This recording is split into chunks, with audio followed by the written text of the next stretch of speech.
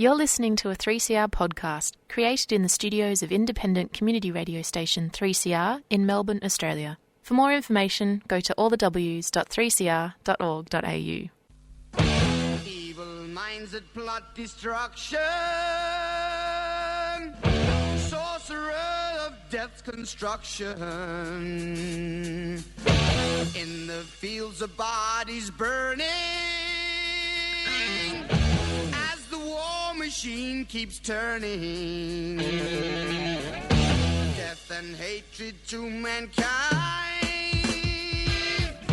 poisoning their brainwashed mind. Welcome to the Anarchist World This Week, broadcast across Australia on the National Community Radio Satellite. Listen to the Anarchist World This Week, Australia's sacred cow slaughterhouse. Listen to analysis of local, national, international events. Listen to analysis you'll never hear anywhere else.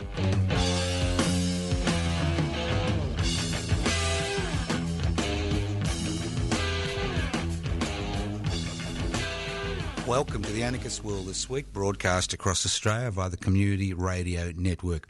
This program is coming to you from the studios of 3CR in Melbourne. That's the Community Radio Federation. This will be the last week I'll be in the studio. For the next 6 weeks, I'll be broadcasting external to the studio for the following 6 weeks. We will attempt to have a live program, because I prefer to have a live program because it gives me an up-to-date view on what's happening in the world today, a real live view, a real-time view. So maybe next week and the next few weeks after that, there may be some technical issues, so bear with us. The program will continue to be podcast. You can access the podcast by going to 3cr.org.au. My name's Joseph Toscano. I'm hosting today's Anarchist World This Week via the Community Radio Network across Australia, north to south, east to west, up and down and around. The program is also streaming live on 3cr.org.au. And don't forget, it is podcast. You can access the podcast by going to 3cr.org.au. COVID-19 or no COVID-19, we will continue to do our best to broadcast to our loyal listeners across the country. I'd also like to thank all those listeners who contributed to the June 3CR appeal to keep Radical Radio, Community 3CR, on air for another year. Look, it's very heartening to see so many people donating so much money to keep programs like the Anarchist World This Week on air. Now, if you're wondering what anarchy is all about, no, it's not about trying to raise money to keep a local radical community station on air. Anarchism is about creating a society without rulers. What gives rulers the ability to control the lives of billions of people? Very simple: inequalities in power and wealth.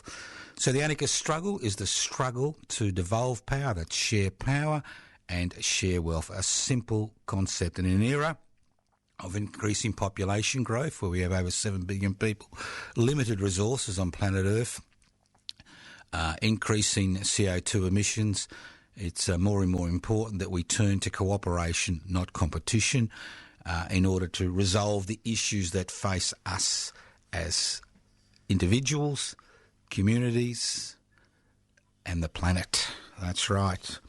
Big call, big call. Now, look, I like to spend the first bit of the program, or the first 15 minutes or so, maybe less, talking about COVID-19, because it has been a spike in Victoria, and obviously we're all disappointed regarding the spike. And although the Premier of Victoria likes to blame individuals for what's happening, I think there's obviously, I spoke last week about the saving, spending a penny to save a pound philosophy behind the quarantining of overseas visitors and the fact that the COVID-19 virus broke out. But that's the past. This is where I agree with Mr. Andrews. It is the past, and what we've got to do is address the issues that we're faced with, especially the city of Melbourne, which and the greater region of Melbourne, which has, almost over 5 million people. And I think people need to understand why we're entering an extremely dangerous phase of the COVID-19 pandemic in Victoria, and especially metropolitan Melbourne and the regions around Melbourne, the Hume Shire and the Mornington Peninsula Shire. And it's very simple. Now, let's go back to basics, what COVID-19 is. It's a coronavirus. Basically, it is part of the family of the coronavirus. We now know a lot more about COVID-19. We know it's highly infectious. We know that about a third of people who contract the virus actually have minimal symptoms and are able to pass on the virus relatively quickly. We know it's passed on by a droplet infection as well as direct contact. So why is it important? I mean, as far as virus is concerned, hasn't got a high mortality rate. The mortality rate, depending on where you live, if you live in the United States and you contract coronavirus, the mortality rate seems to be around 4.3%. If you live in Australia and you contract the coronavirus, the mortality rate is about 1%. So why are we concerned? Why is the economy closed down? Why is there social distancing? Why is there all this fuss about a virus which creates 1% mortality? Well, I'll tell you why. It's very simple. If we had 50,000 people in metropolitan Melbourne contract COVID-19, and if we were able to keep the mortality rate down to 1%, that's right, 1%, you would have 500 people die in a very short period of time. And that number would overwhelm most of the intensive care facilities in the city of Melbourne. If you had 500,000 people who contracted the coronavirus in the city of Melbourne, a city of the population of around 5 million, that's 10% of the population, so let's say 500,000. Now, 1% of 500,000 is 5,000. So you would have 5,000 deaths within a short period of time, within a few weeks, which obviously would more than overwhelm the intensive care capacity of hospitals. And as the intensive care capacity is overwhelmed and the ventilators run short, the mortality rate increases, as we've seen in the United States and other parts of the world. Now, why is it such an issue? I mean, we have viruses everywhere. We have an influenza epidemic every year. Well, it's very simple. There is some resistance to many of the influenza viruses in the community because we've had influenza as part of the human family. It is viruses and bacteria and fungi are all part of the human family. We've had them for thousands of years. But there is some broad-based resistance in the community, and there's also vaccination, which improves that resistance. So the issue isn't the fact that the mortality rate in a country as sophisticated as Australia, as far as its medical services are concerned, the issue isn't the fact that it's a 1% mortality. The issue is there is no broad-based resistance to the virus in the community because it is a new virus which is crossed from the animal to the human population. So there is no resistance. To make matters worse, there is no vaccine. And there is no known treatment apart from ventilatory support during the most critical phase of the infection. Now, we do know that the infection has a greater capacity to affect the elderly and people with comorbidities, which is a fancy name for people with a whole variety of illnesses. And one thing about Western medicine and 21st century medicine is there are many people who are alive today because of medications and healthcare and sewerage and public health that wouldn't have been alive 100 years ago. And these people have a compromised immune system because of the multitude of medical issues they face, and they're much more highly at risk. Now, we also know now that it can spread rapidly in confined spaces. And that's why the issues with the Housing Commission, the public housing blocks in Flemington and Kensington and the rest of the public housing blocks becomes an issue. Because when you've got confined spaces, you've got little hand sanitizer You've got a population that's basically been forgotten about over the last 40 years as government after government has pursued a private housing agenda and has defunded public housing. You begin to understand there's an issue. So that's the major issue. The major issue is there is no treatment, no vaccine, no resistance, general resistance in the community. Therefore, if the whole of Australia, there was a 1% mortality rate, say if everybody in Australia, say 25 million people, contracted the virus, a 1% mortality rate would mean that 250,000 people would die in a short period of time, which is about twice the amount of people that die in a year in this country. So that's why these major restrictions have now been imposed on the Melbourne population, the metropolitan Melbourne population. Now, what makes this much more dangerous than the first phase of infections is a significant proportion of the first phase of infections were people who travelled overseas and had come back to this country, and they were able to be isolated. The difference today is that the significant number of people who are contracting the virus in Victoria is through what's called community transmission, which means it's person to person to person to person. For example, one school in the northwestern suburbs of Melbourne already has 90 students who've contracted the virus.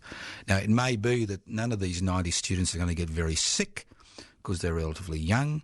They've got a good immune system, but they belong to families and communities where there are elderly people and people with multiple medical issues, and that's where the infections tends to explode. So if there are no vaccines, no treatment, no herd immunity, well, the only thing available is social isolation.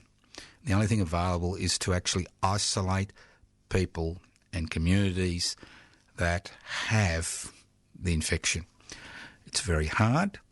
It's not easy. It's going to be a particularly difficult time. But if the spread continues, the death rate will escalate. And when you look at the United States death rate or the death rate in Brazil, where social isolation has not been a feature of government policy, you can understand that we are in a difficult situation. So I just wanted to explain the situation to people. Now, obviously, mistakes are going to be made. People are going to make mistakes. Governments are going to make mistakes. And we're seeing mistakes happening all the time.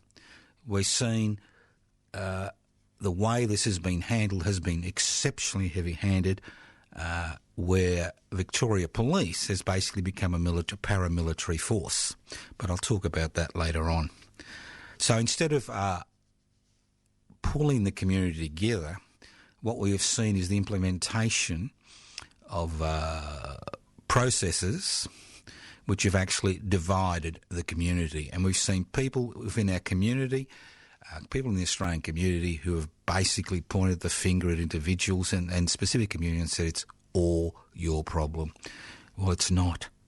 It's everybody's problem.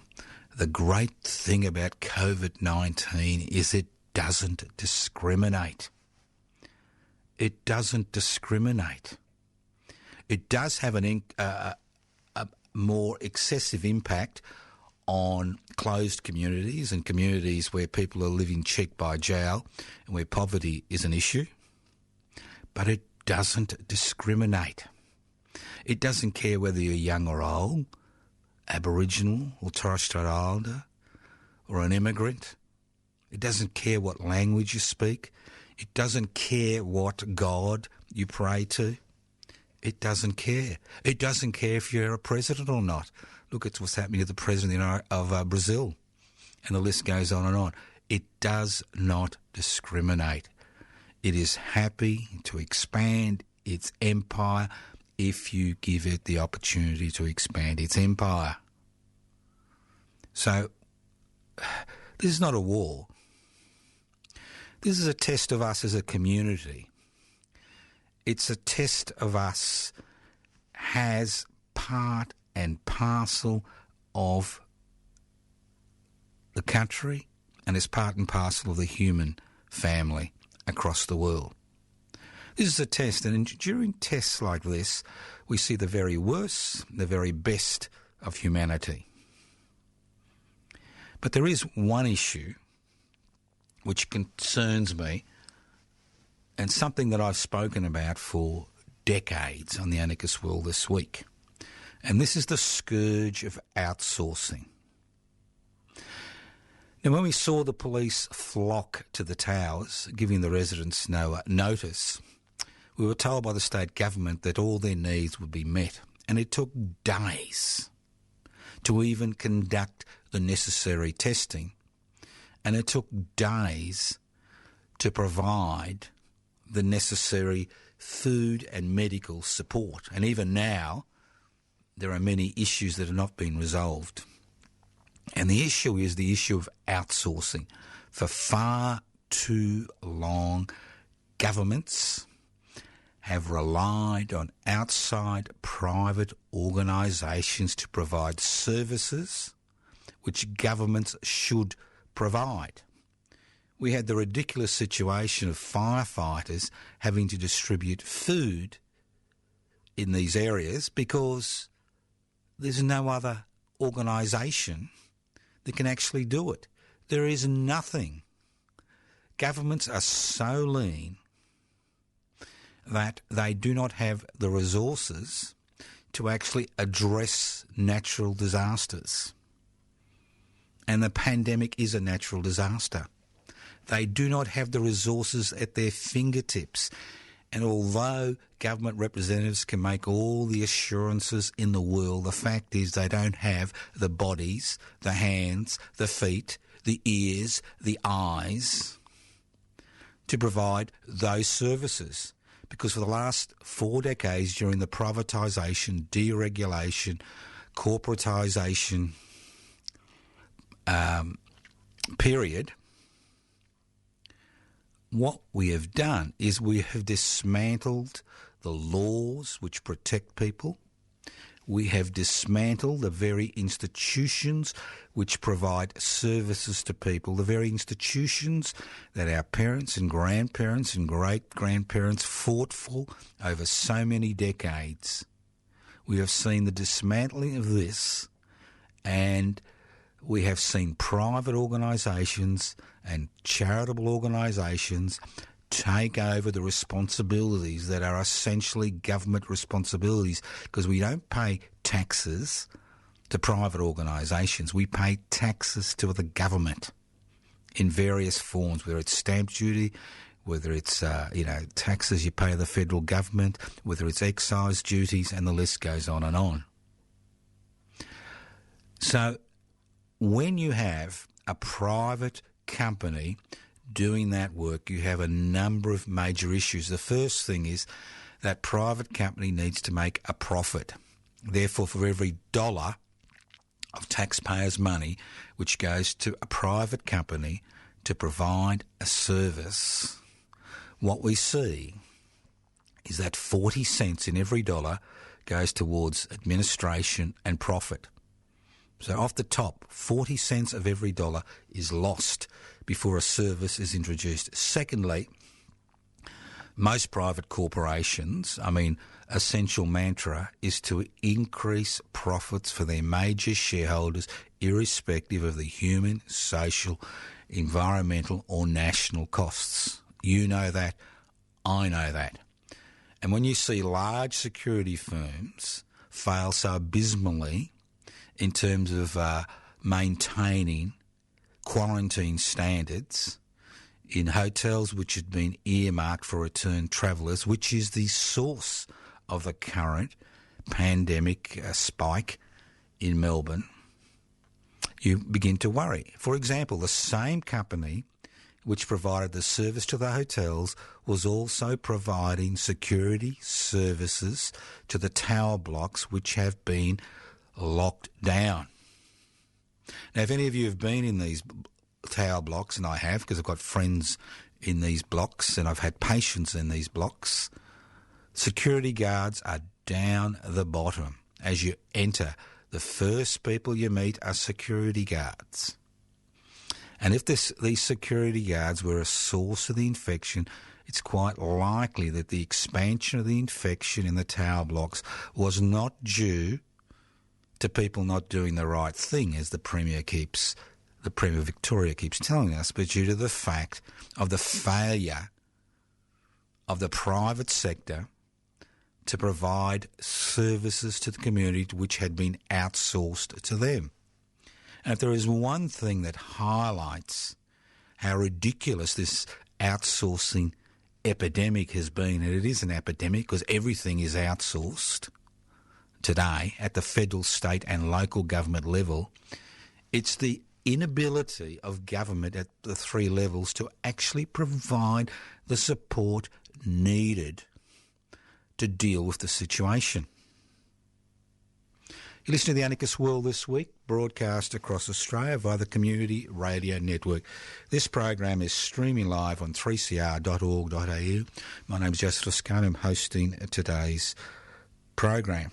Now, a few more interesting things about COVID-19. Look, I'm sick and tired of actually speaking about COVID-19, but I think a great way to be able to contain the problem is to understand the problem. Now, over the last few years, I have been saying on this program, and those of you who want to check the program's a podcast, I've been saying over and over again that the greatest threat we face with climate change and the climate emergency is not the direct threat of increased CO2 emissions, increasing temperatures. This is a slow process. But the greatest threat we face is the rise of dormant viruses in the community which begin to flourish as the climate changes. And that is our greatest threat, because although COVID-19 is a threat, the mortality rate ranges between 1% and 5%, depending on what part of the world you live in. Now, what would happen if we had an explosion of SARS again, which had a mortality rate of up to, I think it was 10%, a Middle Eastern respiratory syndrome, which was another coronavirus in 2008, which had a mortality rate of 30%. We'd be going to plague proportions as far as deaths are concerned. Now, I was interested to see that some Oxford research has just been published, which highlights the fact that we are all part of the same planet. Now, planet Earth is a particularly fragile little object. It's the middle of nowhere in the solar system, at a corner of a huge galaxy, which is part of, multiple galaxies. I mean, planet Earth is home to over 7 billion people and billions of animals and birds and trillions of viruses and insects and bacteria and fungi. We are all part of the same system.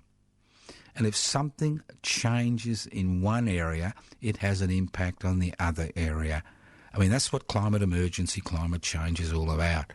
Small changes can have major consequences. Some of these major consequences may take decades to build to a boiling point. Others may build quickly. And this Oxford University research was quite interesting, because what it looked at is sewage analysis, and it found COVID-19 in sewage in Spain long before the explosion occurred in Wuhan province in China. This is not to let the Chinese authorities off the hook for trying to hide the pandemic when it started. But what it highlights is that many viruses lie dormant in our world. SARS came and went. It didn't go because we had a vaccine or a treatment. It just seemed to disappear, not because of social distancing. It just disappeared. And obviously, what we need to look at is the ecology. That's right, the ecology of a virus. Why is it transmitted from animals to humans? Why can it lie dormant for so many years, if not decades, and then flourish? And obviously, like everything else, things flourish when the right environmental and ecological conditions occur. It's a little bit like human beings. We flourish. We flourish while everything else dies around us. We flourish. It's the same with viruses and bacteria and fungi. They can flourish if the conditions change. And what got people thinking in this direction and following this up in a scientific way was the fact that we're seeing clusters of coronavirus occur in meat packing factories across the country and across the world. And people have wondered why there's a spike in these particular environments, and obviously it's got something to do with the temperature in that particular environment. And maybe as temperature have changed, the ecology for the virus has changed and the virus has been able to replicate at a much faster rate. So when we look at situations like this, we need to look at the totality of the situation. It's not just a matter of stopping droplets or washing our hands. It's really a matter of looking at the ecology of the virus, what has changed, what has caused this particular explosion at this particular point in human history. You're listening to The Anarchist World This Week, broadcast across Australia via the Community Radio Network. This program is produced from the studios of 3CR in Melbourne. The program is streaming live on 3cr.org.au. My name is Joseph Toscano. The program is podcast. You can access the podcast by going to 3cr.org.au. You can leave messages on 0439 395 489. You can write to me at Post Office Box 20, Parkville 3052. You can email me at anarchistage@yahoo.com or info@pipsy.net. Facebook pages you may like to visit. You can visit Joseph Toscano or Toscano for the Public or Defend and Extend Public Housing, and the list goes on and on. Or Public Housing, Everybody's Business. You can go to the YouTube channel, The Public Interest Before Corporate Interest, Public Interest Before Corporate Interest. I attempt to make a YouTube presentation every week about an important topic. As I said before, we are entering a 6-week lockdown in the city of Melbourne and large and significant proportions of Victoria. This program has been coming from the studios of 3CR in Melbourne over the last 3 to 4 weeks when the lockdown ceased. We will be in lockdown from next week, and the next 6 programs will be broadcast outside the studio. Now, obviously, there may be some technical difficulties. I want you to have patience, but the program will continue to be a podcast. You can access the podcast by going to 3cr.org.au. All right, let's move on. Not everything is COVID-19, obviously. Life goes on. Now, you really have to wonder sometime how irrational the world's share markets and stock markets are. Now, we're told we live in a rational society. That's right, rational. And that we should leave the economy to the private sector. It's all about private investment for private profit. Now, that's a capitalism. And we're told we should take our directions from the world's stock markets. And although your eyes may glaze over, if you've got any superannuation funds tucked away somewhere, over 50% will be invested in the world's stock markets. And your future is basically tied to a totally irrational economic system. Well, the number of COVID-19 deaths and infections continue to spiral, while businesses continue to close down, while more and more people are facing, especially in the business sector, small business sector, financial disaster. we see the world stock markets climb and climb and climb. We've got to the situation they're only about 15% below the level they were before the COVID-19 outbreak in February this year. And whether it's in Hong Kong or Beijing or Melbourne or London or Paris, and the list goes on, it's soaring. We see huge jumps that have nothing to do with reality. Because that's what it is. It is basically a casino. You punt on things, you punt on things. Now, I couldn't care less if they used their money to punt on things and lost their money, but I am hugely concerned about the fact that our superannuation system, which is the future retirement funds of Australian workers, is tied into the world stock markets. It's all very well when they go up and up, but the problem is if they drop, and they do drop, and they will drop, because the current irrational rise in the markets has nothing to do with profitability of companies and the reality faced by us as a community. It will have a profound impact on your ability to retire, because what we've done in this country through superannuation is we've privatised old age. We have made old age not a period of rest and retirement, but we have made old age for many elderly people a nightmare. Could you imagine having your future tied up to an irrational economic system that in one day can wipe out the savings of a lifetime? Could you imagine being elderly and not having any income apart from the income you derive from your superannuation investments? Could you imagine the insecurity that is occurring among more and more people as they approach retirement? Because for far too long we have seen privatisation become the mantra of existence in Australia.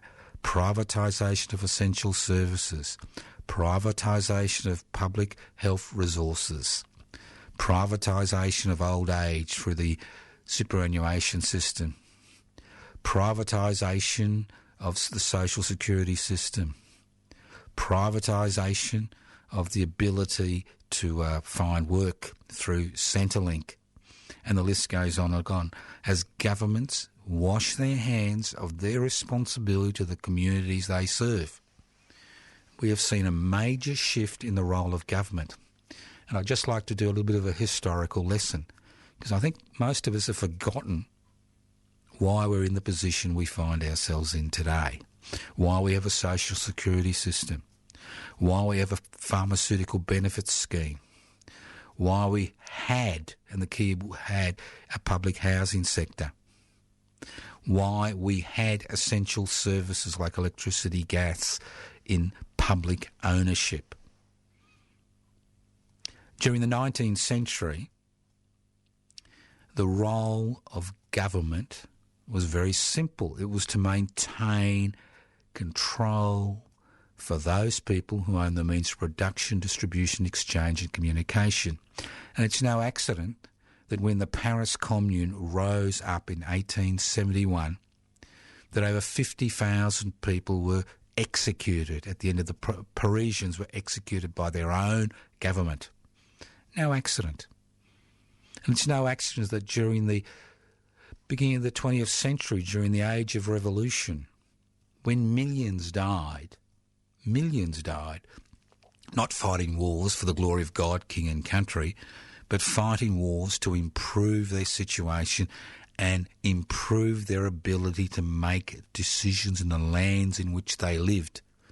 And it's no accident that during this period we saw the rise of a public housing sector after the Second World War, when returned service men and women came back to this country and were living in tents on the MCG and the botanical gardens and other parts, in tents in other parts of Australia, demanding they have access to housing.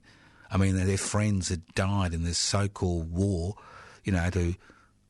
against fascism, and then they come home, they're treated as garbage. And it's no accident that after the Second World War, after decades of struggle, we had the beginning and the expansion of a social security system, a social security net. It's no accident that we saw the introduction of Medicare, a universal health insurance system, in 1973, it could have been 74. It's no accident that we saw the introduction of a pharmaceutical benefits scheme, and the list goes on and on. These things didn't occur because governments gave them to us. These things occurred because we as a people were willing to struggle to ensure the needs of ordinary people were met. And then over the next 4 decades, during the privatisation, deregulation, corporatisation, globalisation revolution that has swept this country, we have seen all these advances stripped away. And what we're seeing today is the re-emergence of the state as the very instrument that maintains the status quo. And it's interesting to see us raise our hands in horror at what the Chinese Communist Party has done in Hong Kong with its new security laws.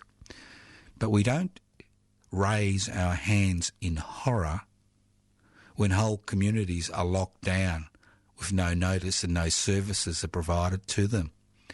We don't raise our hands in horror when we see the very things which have made us the envy of the world being stripped away by governments trying to fill a fiscal black hole, for a year or two, selling the family silver to pay a bill. We don't raise our hands in horror when we saw the increasing number of homeless people in this country. We didn't raise our hands in horror when we saw the public housing sector, especially in Victoria, being destroyed by so-called Labor governments who wanted to privatise the public housing sector and wash their hands of that responsibility to people who could not ever in a lifetime afford to raise a deposit, let alone purchase a home in an overinflated real estate market which has been open to the world. And the list goes on and on. So we didn't raise our hands in horror. Now, for the last 4 years, I've been trying, and the key word is trying, to raise people's interest. Now, we do not have a mass movement in this country. We don't have enough people who think there is a major crisis, although things are changing. Slowly, but they're changing. And they will change rapidly at the end of September as government support is removed from millions of Australians through JobKeeper and a revised Job Seeker. As we see businesses go to the wall, especially small businesses who have been doubly hit now in Victoria. As we see people lose their life savings. As we see jobs disappear. And the only solution a government currently can offer is more of the same, more privatisation, more globalisation, more deregulation, more corporatisation. And if you don't believe me, just look at the rhetoric that's been coming from the Morrison-led government and the Albanese-led opposition over the last few years, or the last year. Look at the rhetoric. We now have a viable debate, in inverted commas, about increasing the goods and services tax in order to claw back some of the losses. And who suffers from an increase in goods and services tax? It's not the businesses that can reclaim the GST as part of their expense profile. It's not rich people who can afford and shrug off a GST, but it's all those people on basic incomes, social security benefits, who pay a significant amount of GST every time they buy some type of service. And the list goes on and on. So there are lessons, and the lesson is it will be business as usual. And in a period where you can't even protest, 4 protesters were fined yesterday outside the blocks in Flemington and Kensington, where governments use a militarised police force in order to maintain order and to keep people under control. We need to look at alternatives. And I've said before, we've just had a by-election at Eden Monaro. Now, if public interest before corporate interest had been a registered political party federally, we could have actually put a candidate up in Eden Monaro to raise these issues. In a period when you don't have a mass movement, in a period where extra-parliamentary activity has been criminalised, it's time that we look at other alternatives. And I'm imploring you to think about joining public interest before corporate interests. We have about 430, 440 members on the electoral roll. We're currently in the process of contacting all our members, those on the electoral roll and those not on the electoral roll. We are very keen to get 550 members within the next few months, which is not many, about another 120 on the federal electoral roll, so we can apply for registration as a federal political party. When you see the hate spew from the mouths of divided nation, where they blame the victims for the very situation they find themselves in, when we see the same language coming out of the mouths of the major political parties, the Liberal National Party and the ALP, who's still married to the deregulation, privatisation, globalisation, deregulation agenda, which has become so important in this country. When we see no action taken against the climate emergency. For example, the 4 major banks in this country, the Commonwealth Bank, the ANZ, Westpac and National, have been beating the breasts about supporting the Paris Accord. But since 2016, I was blown away by these figures, they've actually lent over 36 billion, that's billion with a B, to the fossil fuel industry to expand their projects in this country. That's right. On the one hand, we have the rhetoric of them supporting the Paris Accord. On the other hand, we have them continuing to lend money to the very organisations which are responsible for a significant portion of the increasing C2 emissions in this country. So you're sick and tired of the rhetoric-reality gap which occurs in this country. For example, Mr Andrews, the Premier of Victoria, tells us all that all the needs of the people in the blocks will be looked after, but because of outsourcing, they don't actually have the people on the ground to provide the services and spend days scrambling to do some basic tests as well as provide services. You begin to realise how big the problem is.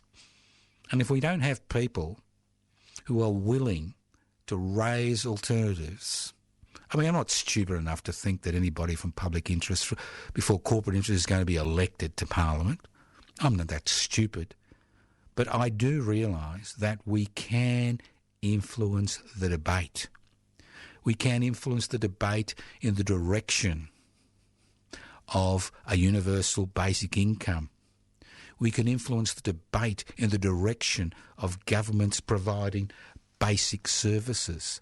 We can influence the debate in terms of discussing about the militarisation of police forces around this country, and we've seen that thing happen. Look, a little sparrow talked to me yesterday. I don't know if this is true or not. It sounds like stuff out of the Bat Cave, but I've been told there's a company in Victoria which is currently has made an agreement with Victoria Police to actually mount semi-automatic weapons on a number of police cars, which you can press a button, bingo, up they come. Now, I think it's a load of garbage, but my source said it's real. But I have seen the militarisation of the Victoria Police. They now look like a paramilitary police. We've seen the change in the colour of their uniforms from blue to black. We've seen the purchasing of anti-riot equipment. We've seen the purchasing of tanks. We've seen the semi-automatic weapons are now being used by Victoria Police. We've seen the expansion of their special squads, and the list goes on and on and on and on. So if you're concerned about these issues, and there are many issues to be concerned about, if you're concerned about the privatisation of old age, if you're concerned about the hoops that people needed to jump through and which way they will need to jump through when JobKeeper is removed and JobSeeker kind of fizzles away, well then, and you feel totally powerless because you can't demonstrate on the streets without being harassed and arrested and fined, well then, isn't it time to look at alternatives? So I'm encouraging you to join public interest before corporate interest. It's very simple. You can go to the website, pipsy.net, download the application form, have a look at it. If you like it, join. If you don't like it, screw it up. Or just look at it on the website. You've got no access to computers? Well, that's no reason to not join. You can always leave a message on 0439 395 489. I'm happy to send you out a few application forms. Or you can always send a letter or a note to Post Office Box 20, Parkville 3052. Now, I don't want to harp on this, but there are always options.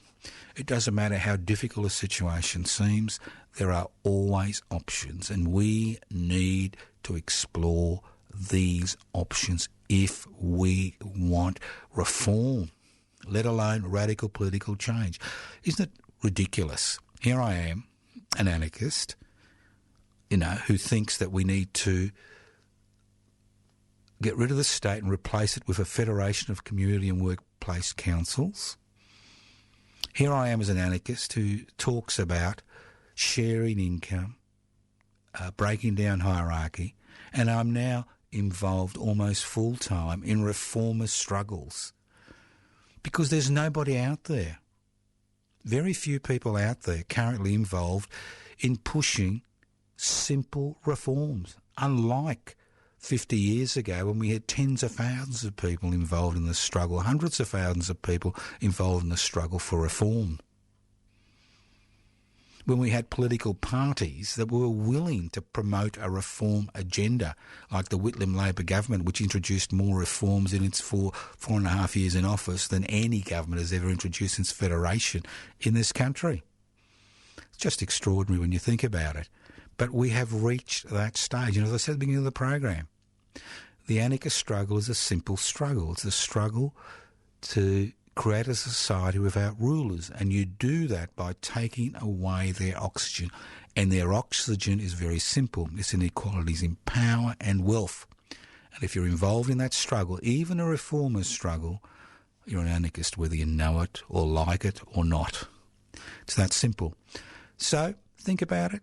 Think about joining public interest before corporate interests. We need to make a splash. We need to do it soon. Otherwise, it'll be business as usual for eternity. You listen to The Anarchist World this week, broadcast across Australia via the Community Radio Network. This program is streaming live on 3cr.org.au. Now, Martin Luther King had a dream. Unfortunately, his dream hasn't become a reality. I don't dream. I'm not that stupid. But, not that I'm saying Martin Luther King was stupid, but that was just an analogy. But I don't know why. I'm puzzled and perplexed. I'm puzzled and perplexed every day I wake up. I'm puzzled and perplexed. Now, I live on the richest country in this world. I don't live in Bangladesh. I don't live in Mali or Madagascar. I live on stolen wealth. I live in the Australian continent. I live in a continent where we refuse to acknowledge traditional owners and pay compensation to the traditional owners. I live in one of the most resource-rich countries in the world. I live in a country of less than 25 million people. I live in a country that exports food to the rest of the world. I live in a country with a tattered social security system, a country that had the best social security system in the world before the deregulation, privatisation, globalisation, corporatisation revolution. I did live in a country where the police were not militarised. And the list goes on and on. So I ask myself every day, why do we have poverty in this country? Why are 30% of people living on social security benefits, which basically keeps body and soul together and nothing else? Why don't we have a universal basic income? Why do all the profits which should be derived from the mineral resources in this country, the coal, the uranium, the gas, the gold, the diamonds, the bauxite, the rare earths, the sand minerals, and the list goes on and on. Why are all these profits repatriated to private owners and privately owned corporations? I mean, we should have no major issues in this country. We should be able to make peace with this country's original owners. We should be able to share the resources of this country amongst each and every one of us so 700,000 children don't live in dire poverty.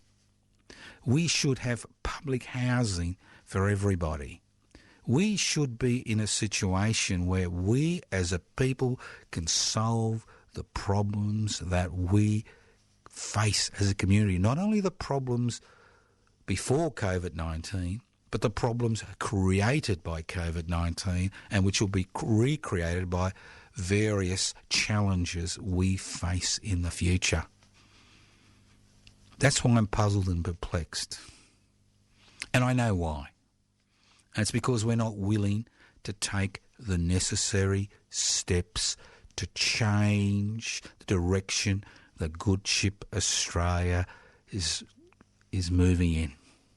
We're not willing to take those steps. We haven't been willing to take those steps for a very long time. We have been willing to sit on the sidelines and cheer our team. We've been spectators in the sport of public participation. Public participation takes many avenues. It's not just about voting every 3 to 4 years. It's about taking part in movements and campaigns to change society in an era where this is becoming increasingly difficult. It's time we looked at alternatives. So I am encouraging you not to be depressed by the current situation. This is a period of profound opportunity. We either grab this opportunity or we continue in the direction we've been going. Thank you for listening to The Anarchist World this week on your local community radio station. This program has been streaming live on 3cr.org.au. The program will be podcast the next day or two. You can access the podcast by going to 3cr.org.au. You can leave messages on 0439 395 489. You can write to me at Post Office Box 20, Parkville 3052.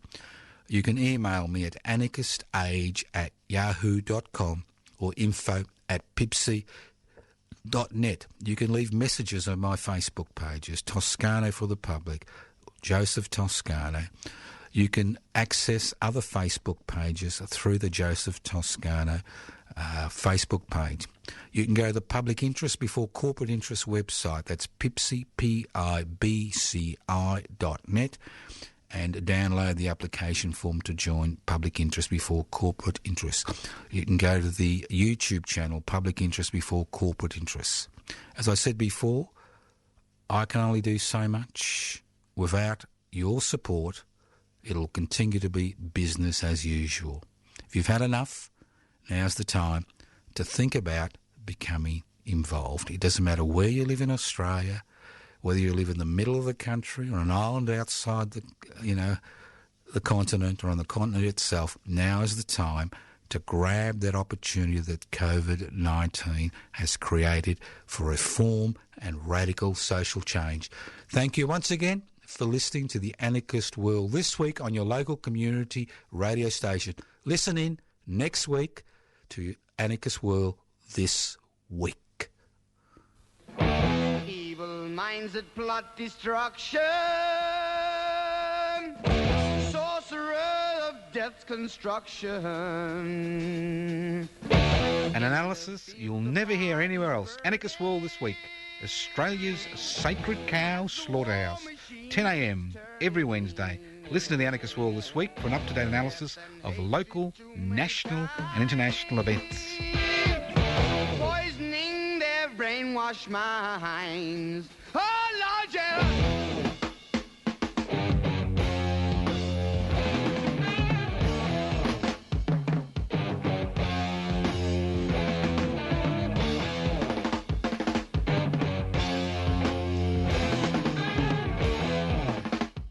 You've been listening to a 3CR podcast produced in the studios of independent community radio station 3CR in Melbourne, Australia.